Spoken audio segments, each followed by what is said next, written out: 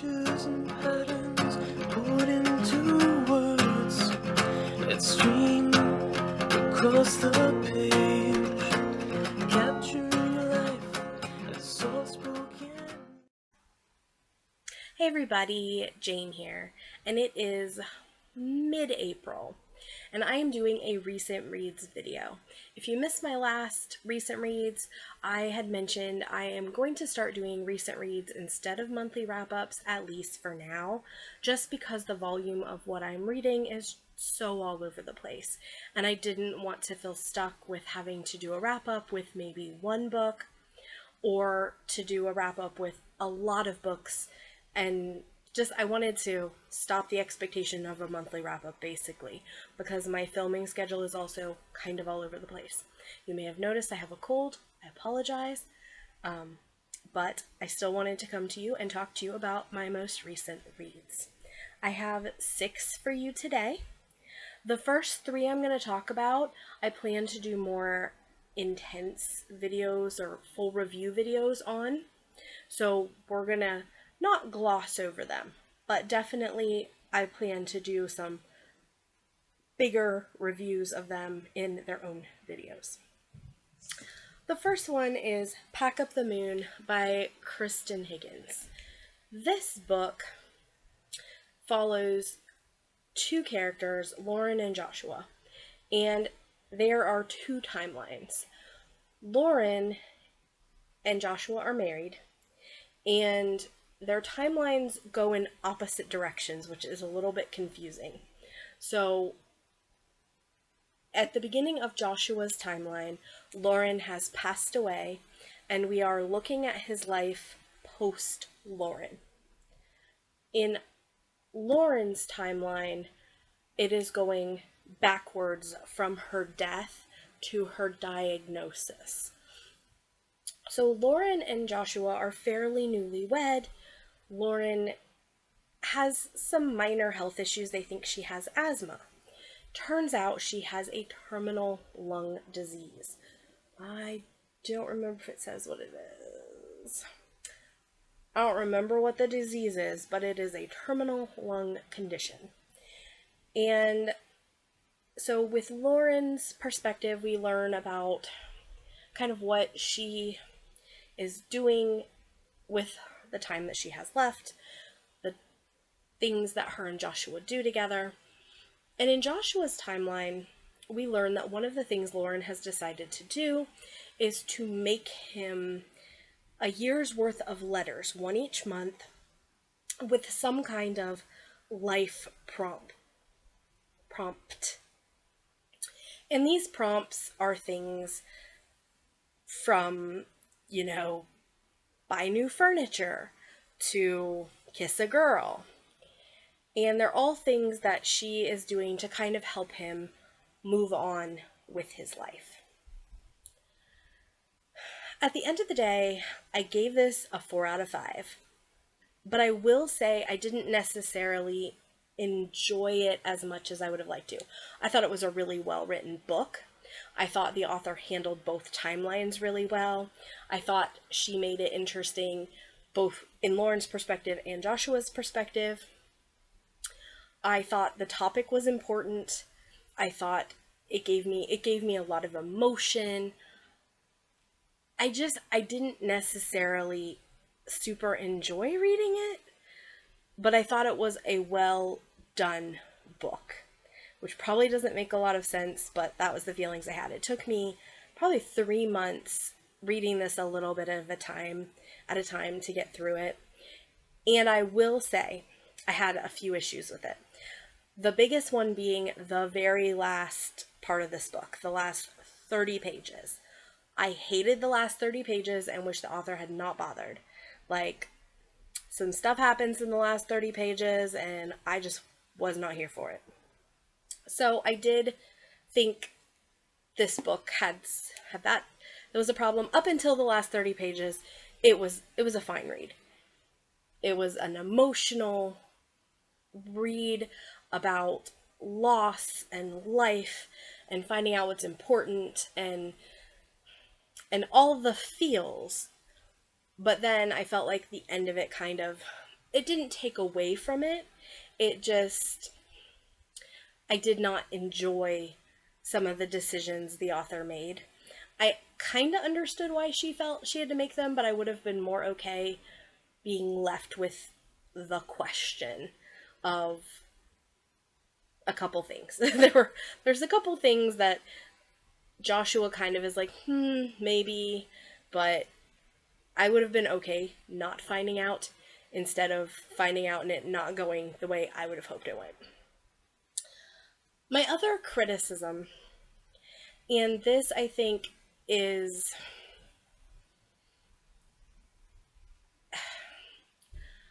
I want to be careful about how I word this. Joshua, I do believe, is autistic, or at the very least, he has some social constraints. And, like, he's just not very good socially. He's incredibly successful. He makes medical equipment, but he doesn't read people well. He gets angry and sees red and punches things. And like I said, I believe it's mentioned that he has autism, but I'm not 100% sure that it was specifically mentioned, but it is at least implied, and I feel like it's actually mentioned. So much of what Lauren does is to ask Joshua to get out of his comfort zone and live what she feels is a full life for him. And in this case, Joshua agrees, and that's fine. But I felt like sometimes books show people being made to live a life that really isn't what is best and natural for them. And Joshua might have been just as happy had he not gone out and done the stuff. This kind of has that feel of, well, Lauren saved him. Lauren, when he met her, helped him learn how to people and made him people, and now he has all these family and all this friends and all the social support. And then Lauren dies, and now he's going inside himself, and he still has those things, but then she wants him to go do new things and go have a dinner party. And there was just maybe a hint of ableism in it that made me question if her wanting Joshua to live like she was still alive and do the things that she felt he needed to do was really right, or if she should have let him be. Like, he was obviously a highly functional human being without her. Maybe he could have been happy the way he was. Like, it was sweet that she wrote the notes, but I felt it was almost like, here, go do these things, and I had some mixed feelings about that. I said these were going to be short. I lied, I guess. Okay, the next one I read as part of my 8 Perfect Murders read. So a while back I read 8 Perfect Murders, and I decided I wanted to read all the books that were mentioned on the blog of 8 Perfect Murders. If you don't know 8 Perfect Murders, you can look back on my video. I'll link it below. But anyway, the next one is The Red House Mystery by A.A. Milne. I'm not sure how to say his name. I apologize. It is the same guy who wrote Winnie the Pooh. This is their only mystery as far as I know. And as you can tell, it's in kind of rough shape. I got it from the library.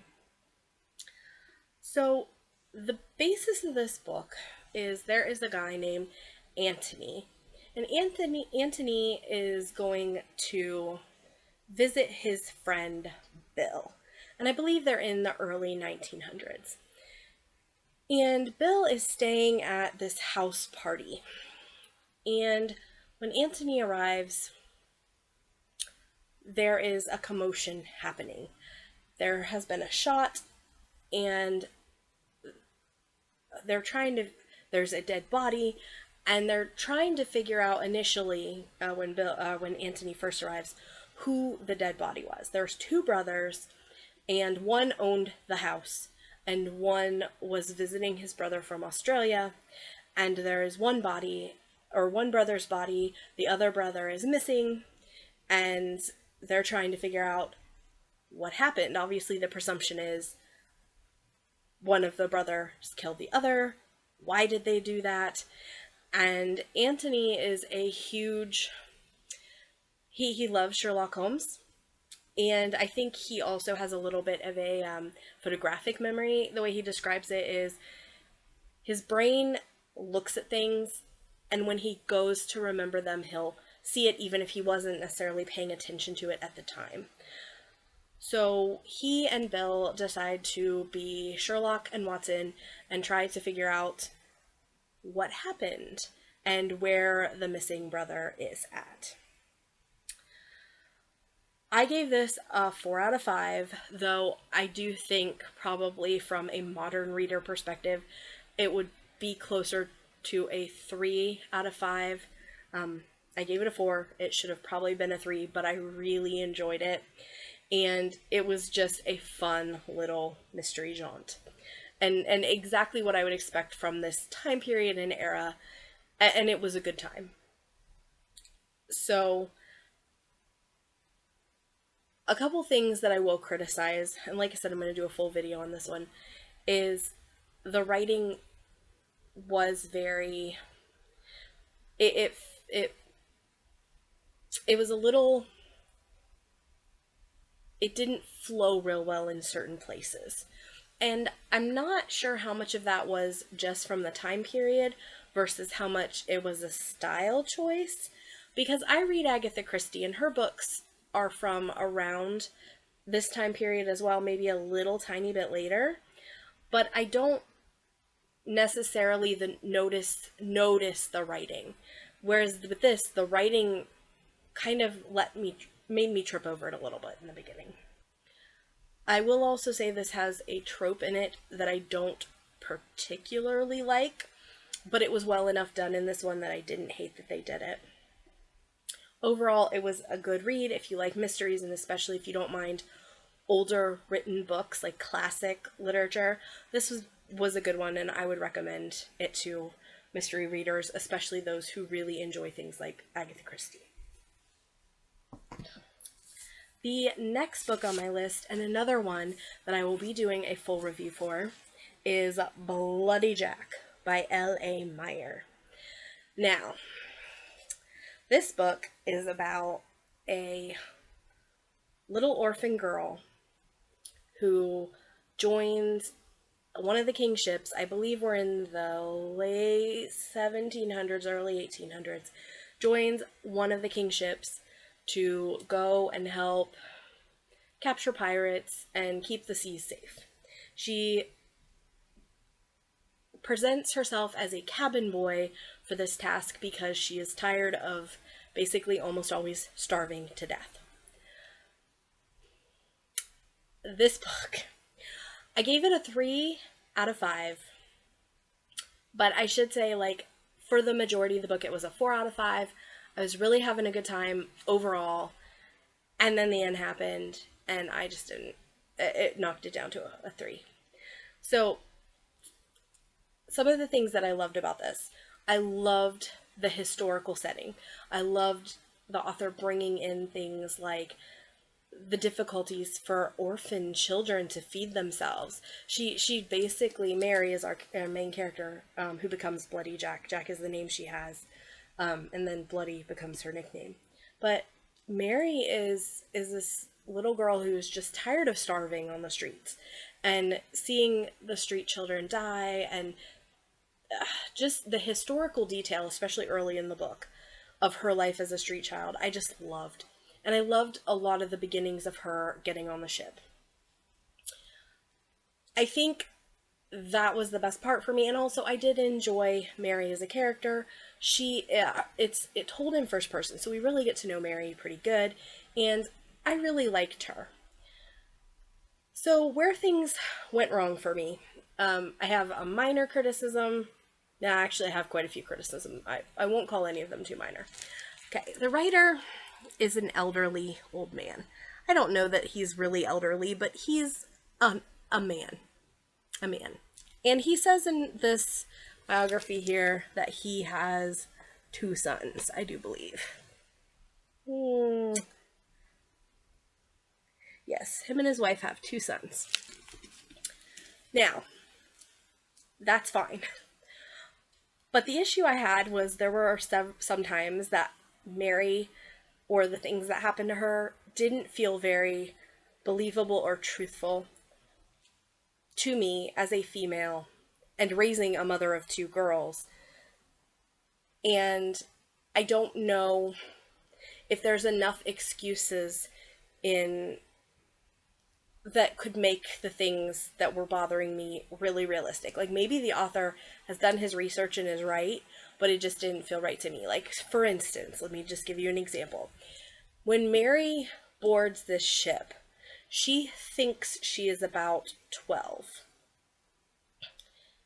Now, she is starving, and also, like, but like, she's starving, but not to, like, the point of laying around, can't get up, so weak starving. So let's be clear there. Like, she is strong enough to go and get put on this ship, and the ship captain picked her. Like, so the level of malnourishment, I don't know that we're, like, on that edge of starvation. She says she is, but I'm not entirely sure we are, number one. And number two, I realize that in this day and age, girls went through puberty a little bit later. And it's also possible Mary's a little wrong about her age. But at the beginning of this book, she is 12 and she's hanging out shirtless with the boys and looks exactly like them. And I don't buy it. I have 10-year-old girls, and mind you, we're in a modern time, and I know puberty happens earlier, and my children obviously are not starving. But they could not, at 10, hang out shirtless with a bunch of boys and nobody'd be like, hey, you look a little different. Like, I don't buy that. And there's a lot of other things about Mary and her actually being a girl and things that author kind of has to deal with that I just didn't fully buy. So I had some issues with that. I also had an issue with, this has a trope that I think is frustrating, of everybody is attracted to Jack. Everybody. And everybody is mad because Jack makes them feel a little gay. Because they think Jack is a boy, and yet they want to bone Jack. And I really got irritated with that. That's a whole thing in this book. And so those were kind of some of the things that really irritated me. But I could get past those. Like, they impaired my enjoyment a little, but overall, still like Jack, still like the story, Jack Mary, still like the story. Everything was going fine until about the last quarter of the book. I hate it when plots go off the rails. And this plot, I felt like the author almost was like, I don't know what to do here, and so I'm just gonna do this thing. So it kind of, for a few chapters, becomes an adventure novel, and I didn't enjoy that. That was like the first part of the book I didn't enjoy. And they rushed through things, and then the end, I just didn't like the end. So I had a lot of feelings about this book. It is YA, I should point out. I'd gone into it thinking it was middle grade, which was my bad. And it is definitely YA. So know that going in if you happen to be reading this. So yeah, a little bit of disappointment here. Like I said, started off strong, and I think there are sequels. I don't know that I necessarily want to read the sequels, but if you've read them, I would love to hear if they're better. Whatever you could give me without too many spoilers, if you read the sequels, I'd appreciate. Alright, the next 3 books are all graphic novels. And I did better than I thought, or manga. I did better than I thought because I really enjoyed 2 of the 3. And graphic novels have just been a struggle for me. So, the first one I'm going to talk about is Persephone, Hades, Torment by Allison Shaw. This is a romance between Persephone and Hades. It was good. It was a 4 out of 5 for me. He is dark and broody, and she is flowery. I love that the pictures have color. I'm making sure that I find one that is not inappropriate because there is some nudity in this. And mind you, it's not super colored. It's not super colorful. But I really like graphic novels and manga that are colored because I have trouble sometimes telling the characters apart when I can't see the differences in hair color or clothing. There's a lot of gods that I recognize in here, so I was excited. It was a good time. Like I said, there's some nudity. It's maybe a little bit. It was not an incredibly written story, but it was a good time.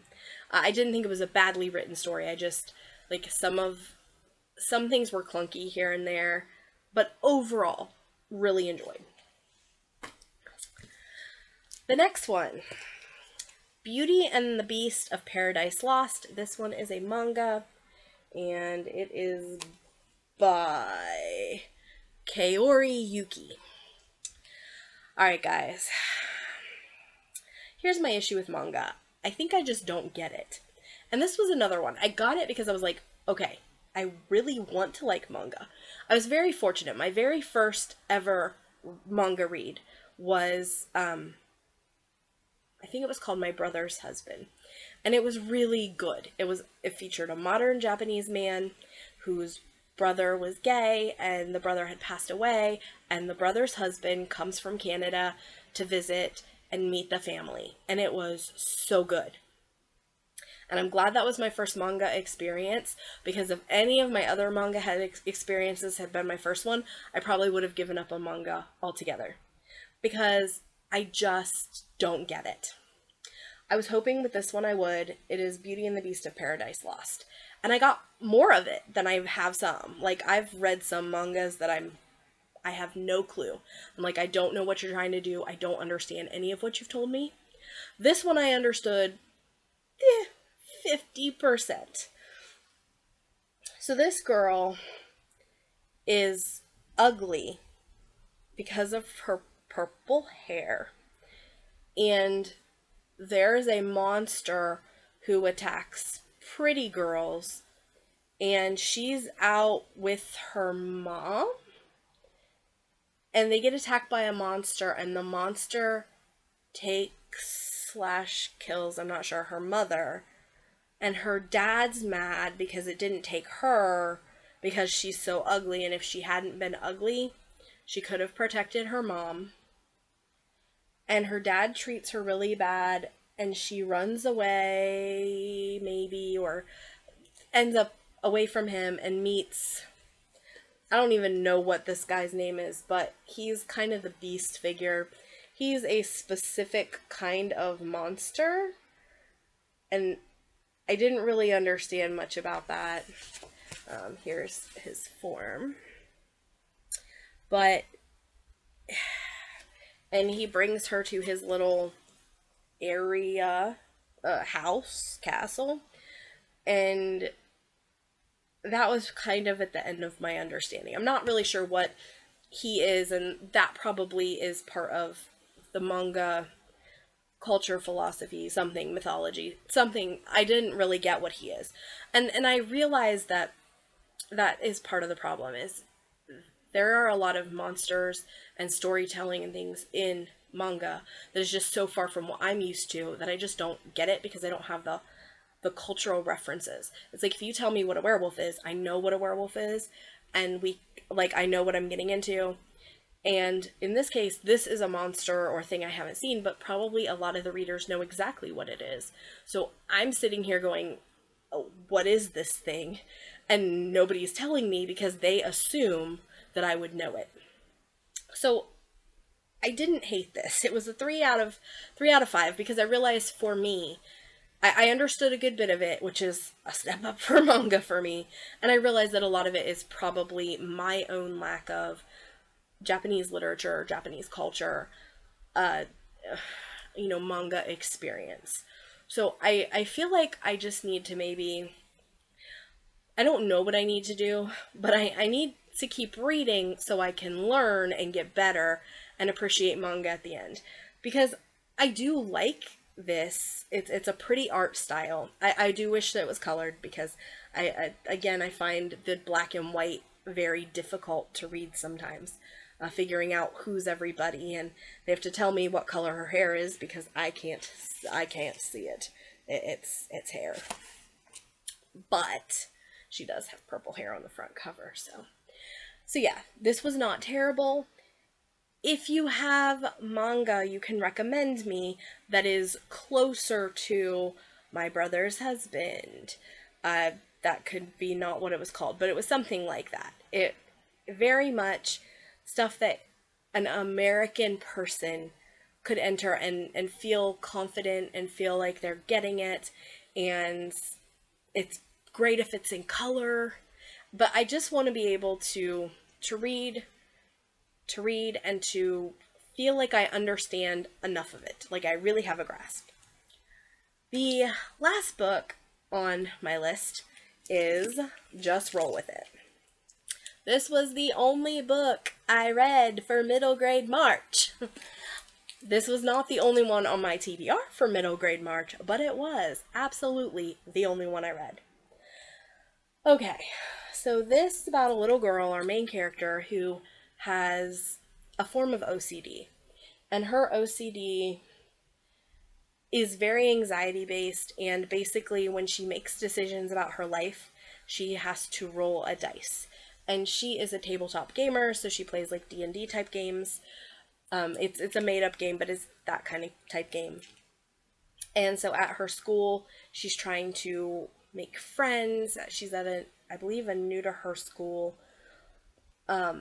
She's trying to make friends and deal with this OCD, and her family's a little concerned about how it's affecting her, and she's having some frustration with how it's affecting her as well, because it's getting in the way of her doing things she really wants to do. Like, she may want to go talk to somebody or want to eat ice cream or something, and roles that she can't. So I really loved a lot of things about this. I will tell you, color, it's in color. So let's start there. It's in color, and that's amazing. It has great representation. And also it was a lot of fun. My nerdy heart, even though I don't actually play tabletop role-playing games, I appreciate them. I know people who do, and I understand the gist of them. So I really had a good time with this book. I have anxiety myself, so I really related to the little girl and the anxiety she was experiencing. And, I don't have actual OCD, but when I have had really bad times where my anxiety is extreme, I've had some repetitive behaviors similar to the OCD, which, my doctor and I had talked about, and we managed to get it taken care of. But I love the representation of that. This was fun watching her with her family and her friends, and the role-playing bits in the book, and just overall a really good time. And best of all, the authors at the very end had a whole section on how they make the book, made it their whole setup, and it was so good. Also, I believe one of the authors has anxiety, and so this was Own Voices for Anxiety. Yeah, I think this was Own Voices for Anxiety and OCD. So I really enjoyed this. If you are looking next year for middle grade March for a good graphic novel to read, this was good. I would highly recommend this. I gave it a 4 out of 5. And just really had a good time with it. Like I said, the art's beautiful, the story's cute. My nerd heart loved it. Lots of diversity. Really nothing that I had negative to say about it. So, and like I said, the only thing I read, middle grade for middle grade March. Sadness. Okay, guys. I think we're going to wrap up. Those were the 6 books I have recently read. Please let me know in the comments if you have read any of them and what you thought, if you thought similar to what I did, or if you did not.